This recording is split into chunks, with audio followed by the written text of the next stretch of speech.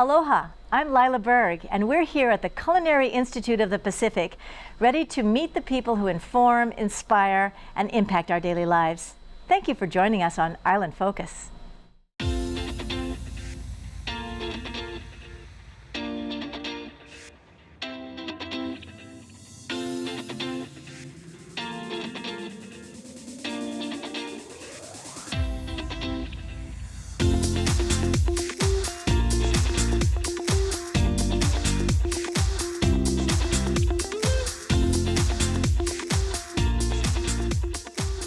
So, Chef, this is the instructional kitchen. This is the instructional kitchen at the CIP.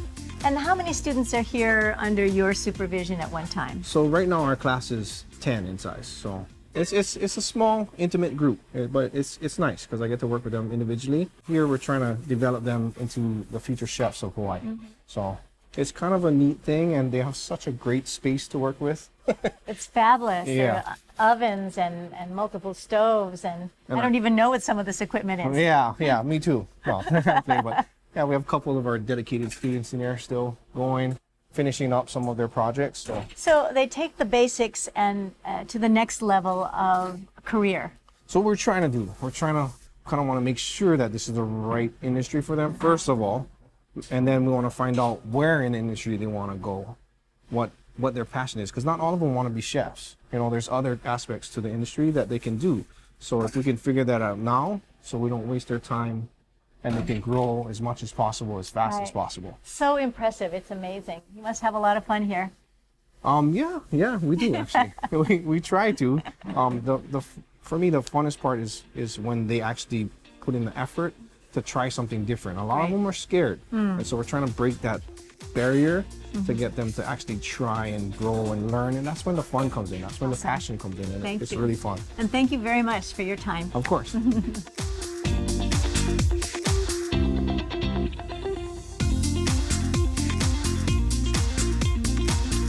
Mahalo for tuning into Island Focus and joining me in meeting Louise Pagotto, who is the new Chancellor for Kapi'olani Community College. Thank you so much for your time. Thank you, Lyla. It's a pleasure. And for sharing your excitement. This is a wonderful, I won't say culmination, but it's a wonderful circle for your career. It is indeed. I began as a faculty member here in the fall of 1989, and I've gone through many different changes over this time, focusing a lot of my attention on academic programs, and so now being able to be in the lead position to take this college into the next level is very exciting for me. And so along the lines of excitement, your greatest joy about being at this facility? It's my ability to make things happen for the college, to get obstacles out of the way so that faculty and staff can do what they do best, which is to reach out to students and help them be successful in college. We have lots of programs on this campus that are stellar. Signature programs like, of course, our culinary program. We have a very strong program in science, technology, engineering, and math. We have over 700 international students from all different countries.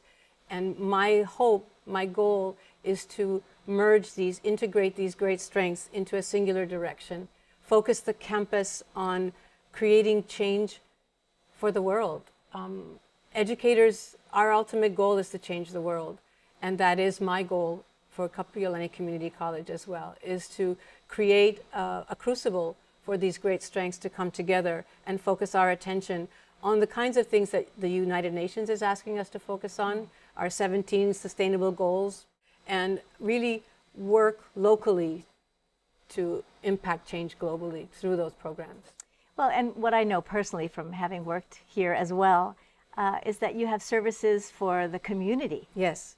It's not just for students who are enrolled. No, we have a great community education program that offers short-term training, short-term programs to assist people in upscaling job skills, managing their own personal lives.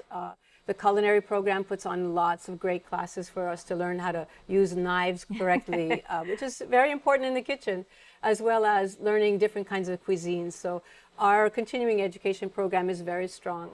And I remember taking taiko drumming here. We still, yes, we used to offer taiko drumming with Kenny Endo. I took a class too. It's a great way to discipline yourself. For me, the specialness of Kapi'olani is the location. Yes, we are blessed.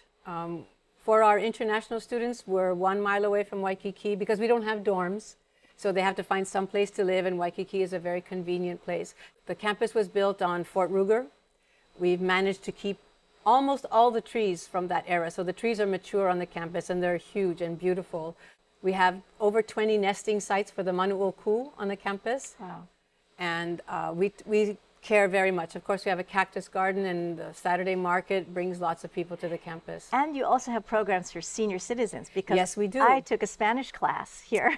We have a very strong kupuna education center, and we offer programs for seniors. Tai Chi is like so popular right now. I've watched the class, and Tai Chi is important for mental discipline as well as balance. So when you're a senior, you need to make sure that you're steady on your feet. So Jan Thurman is the person who's responsible And for tuition is kupuna. deferred. Tuition is deferred for that program, yes. Wonderful. And seniors can also come on campus for credit classes too. Yes, that was a little too much for me. I just wanted to For learn to lots speak of people it Spanish. is. So as we wrap up our conversation today, one message to the community. Look to Kapi'olani Community College. It's a gateway to so much. Personally, professionally, as well as academically, it is a gateway to greater things. Well, we wish you well, and looking forward to seeing what those greater things are at Kapi'olani. Thank you, Lyla. It's my Thank you big for pleasure. being here. Thank you. We've been chatting with Louise Pagotto, who is the Chancellor at Kapi'olani Community College. Thank you for being with us.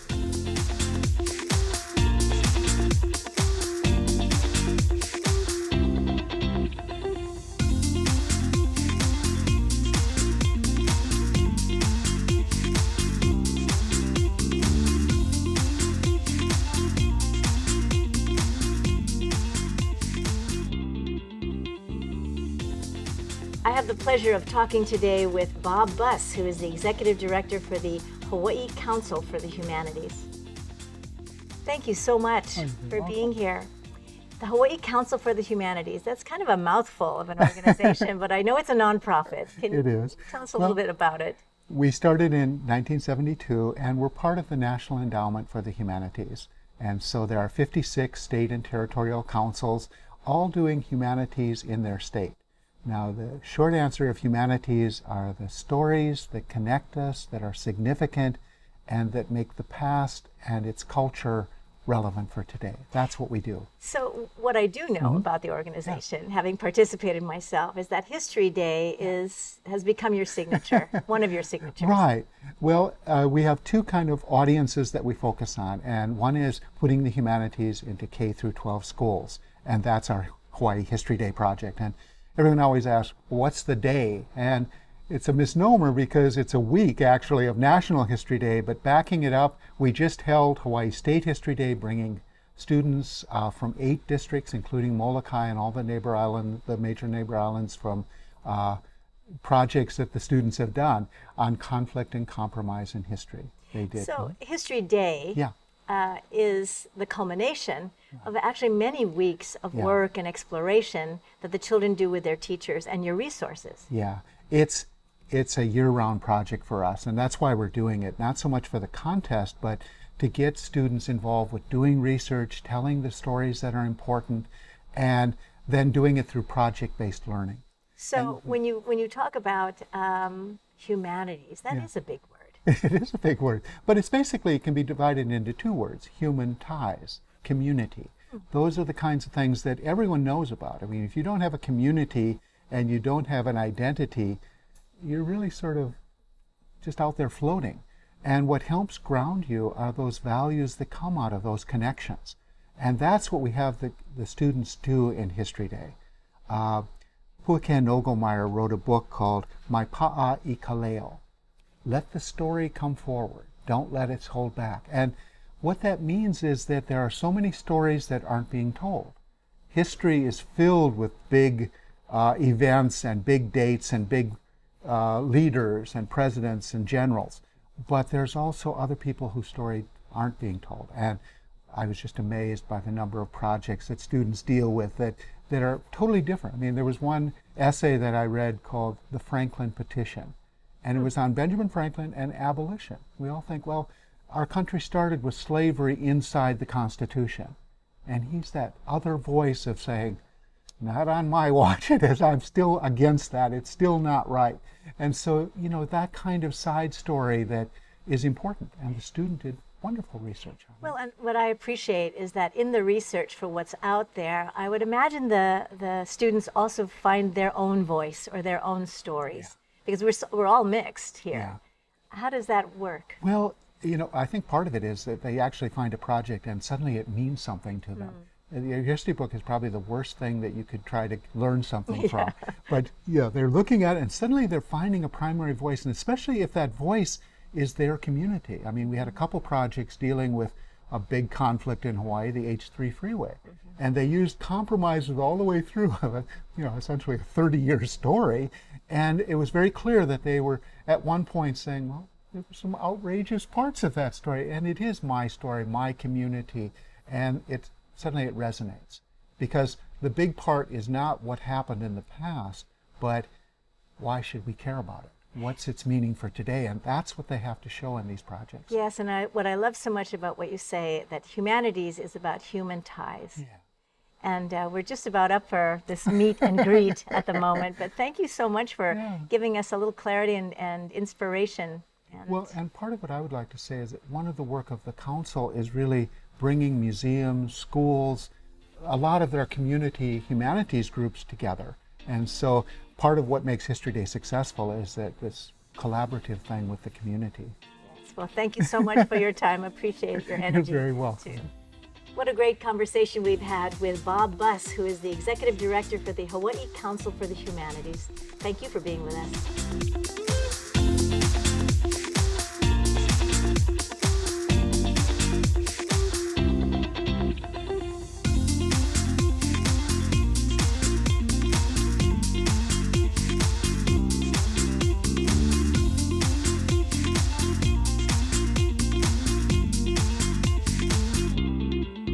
I'm here with CONRAD NONAKA, who is the director of the Culinary Institute of the Pacific. It's wonderful to see you again, and how proud you must be that we're filming here on your property. Yes, thank you very much, Lyla. It's really, really an honor to see the results of our completion of the first phase of our culinary facility that we have been able to raise the money to be able to complete. So, as you can see with the results of what's here, the future students and the students for not only Kapi'olani Community College, but also for the University of Hawaii Community College's 6th culinary program really have the opportunity to get their advanced professional certificate here at the Culinary Institute.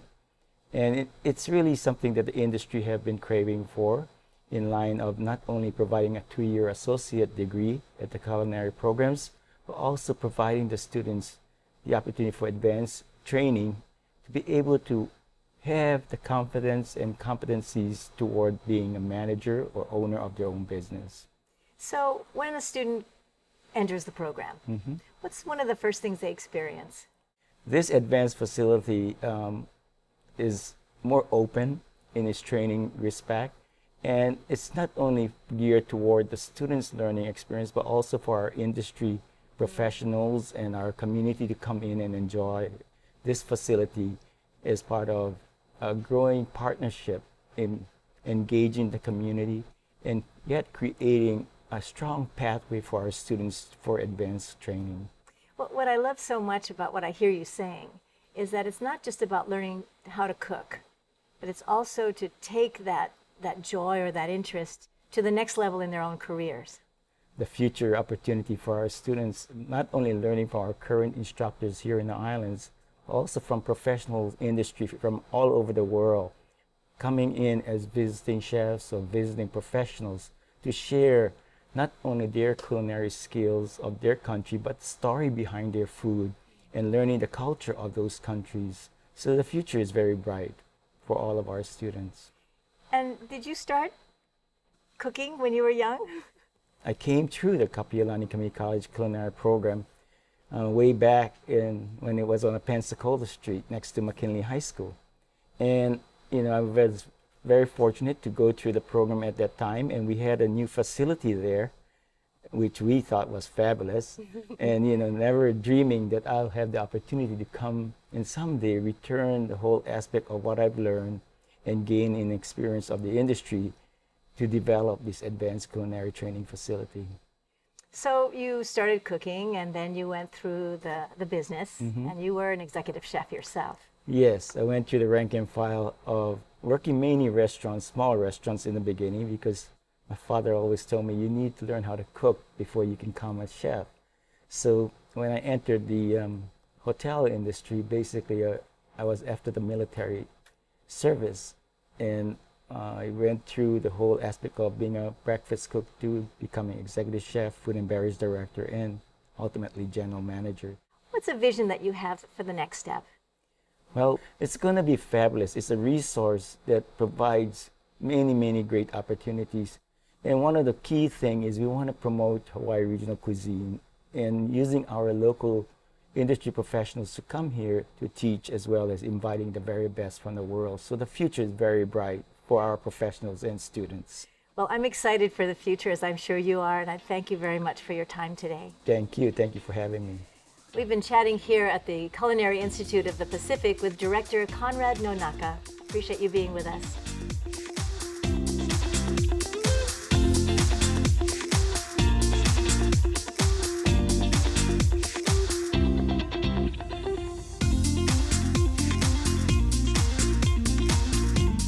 The Culinary Institute of the Pacific. Yes. Sounds very impressive. It does. As a title. I mean, you look at the space, it's impressive. You just look behind us. I mean, right on Diamond Head, beautiful facility. So this open field, for instance, what would happen here? So we've had a couple events already that we just set up tents and we cooked from the kitchen, and it's just such a beautiful venue to work with. And hopefully we can work it out where the students are doing a lot of the work too, and they get to have this experience. There's so many events. Yeah, there's so many events here in Hawaii already, and just to have that background already. And I appreciate you talking about the industry. It's not just cooking. It's not just cooking. And it's not just visitor industry. It's really economic development. Yeah. So, I mean, I also do the Food and Wine Festival. Oh, okay. And I work in the industry sometimes now. But just to tie everything together for Hawaii, for the students, it should be great one day.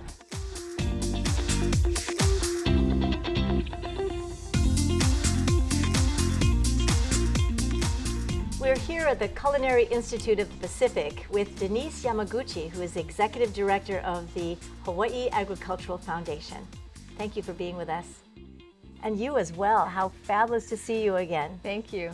And I guess my question about the new role is the direction of agriculture now has taken quite a turn. You know, it's interesting with this storm, this recent storm that happened on Kauai and also in Waimanalo. A lot of the conventional farmers really got wiped out, and what we're seeing now is, or what I'm starting to think about now is how technology is going to change agriculture in the future. And so, you know, Dino Kimoto and I were talking, and he's looking to rebuild his farm. But, you know, we at the Agriculture Foundation, we actually try to inspire kids to become farmers. But, you know, conventional farming is so tough when weather comes. Unless you're in a commodity crop, insurance doesn't pay. And so I think the future is going to be, you know, vertical farming. It's going to be aquaculture. It's going to be hydroponics.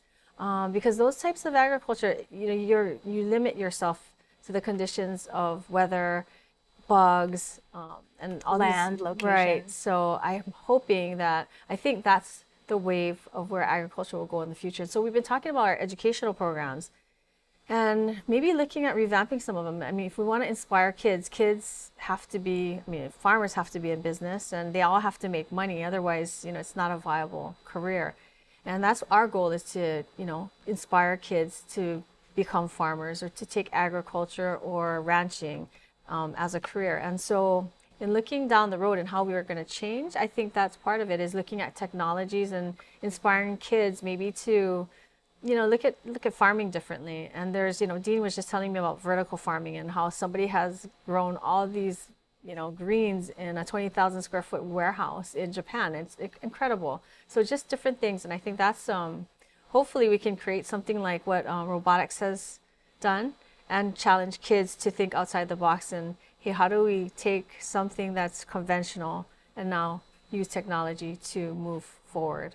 And many years ago in public schools, they had Future Farmers of America. They had agricultural programs. And when we talk about buying local, it means we have to grow local. Right.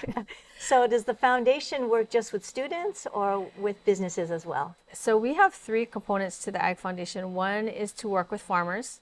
The second thing we do is we have educational programs for students, and that's really to inspire kids to seek agriculture as a career. And the third component is public awareness and outreach. And we just finished a campaign called Localicious Hawaii. This year we worked with 262 restaurants and retailers across the state to promote restaurants that buy local. And each restaurant that participated, or restaurant store that participated, created a dish using a locally grown product, and they gave $1 back to ag education. But really our goal for that program is to get the consumer to be aware of the restaurants that really try to buy local and support our ag industry. Well, it might be kind of exciting to work with this program as well in the future. You know, for being an ag, and we're in the Culinary Institute of the Pacific. Absolutely. I've personally been involved at the Culinary Institute of the Pacific. I also run something called the Hawaii Food and Wine Festival, and proceeds from that festival come to the CIP. And so I've been involved in that way. And it's a beautiful campus and a beautiful location, and I can't wait to see what's next, because I think the second phase is going to be the restaurant. Yes.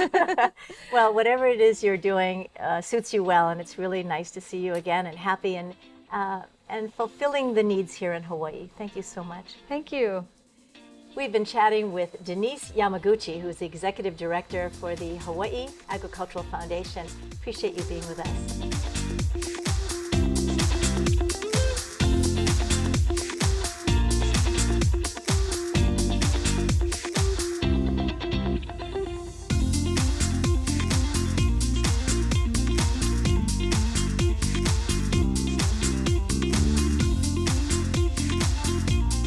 Today on Island Focus, we're going to meet a very special person in the nonprofit world, Jessica Munoz, who is the founder and president of Ho'olanapua. Thank you for being with us today. And you as well. I know your day is full. As a nurse practitioner, as well as founder of this organization, care is just part of who you are. So Ho'olanapua, explain a little bit more about that organization. So about a decade ago, I was exposed to children and young women coming into the emergency room seeking care, many of which were being exploited, many of which we were not recognizing as victims of exploitation. As we started recognizing these children and recognizing that we had a population of local kids and women being exploited, I was driven to do something. And so Ho'olanapua, which means new life for our children, was actually birthed out of a passion to shine light in the darkness and watch new life come forward. So when we say exploited, what does that mean? So when we say the word exploited, sex trafficked, it has to do with individuals, children, women, boys, who are bought and sold for sexual activity, sexual services. It can be bought by family members, it could be sold by family members, it could be bought and sold by strangers. It just varies. Some kids are involved in pornography and online escort services and things like that. And that's such a serious, not only serious, but it's such a dramatic and foreign topic to so many people. You must face people who are really uncomfortable to even mention that this exists in Hawaii.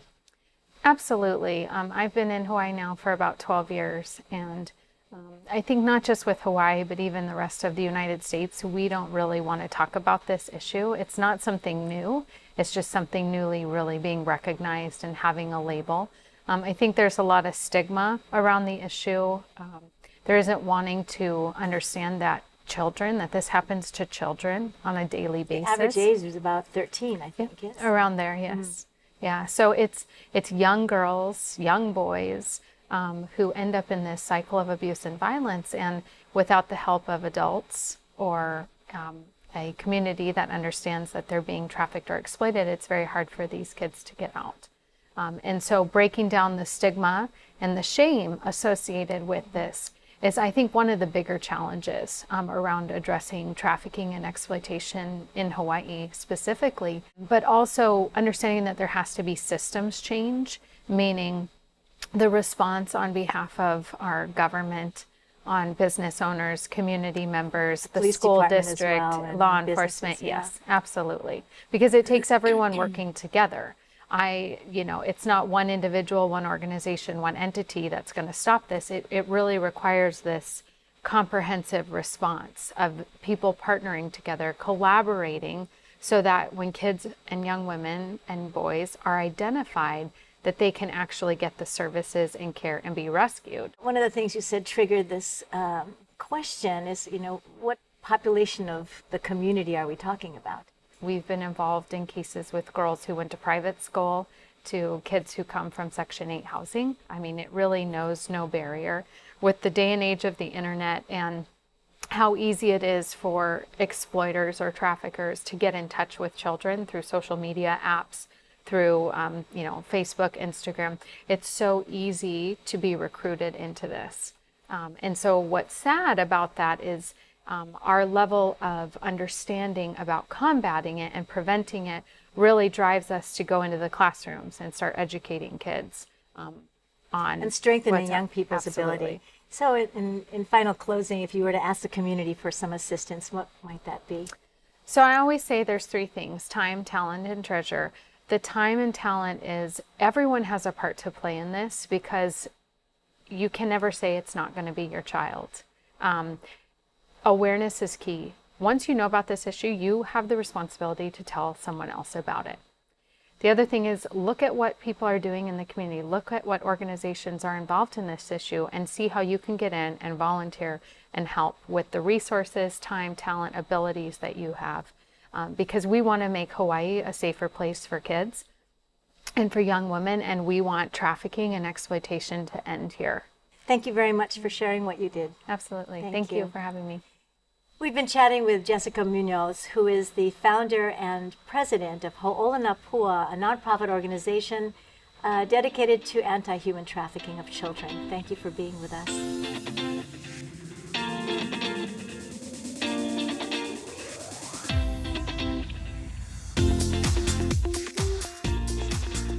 Mahalo to the Culinary Institute of the Pacific for hosting us today, and to you for tuning in to Island Focus. I'm Lyla Berg. Aloha and malama pono. Take care of each other. See you soon.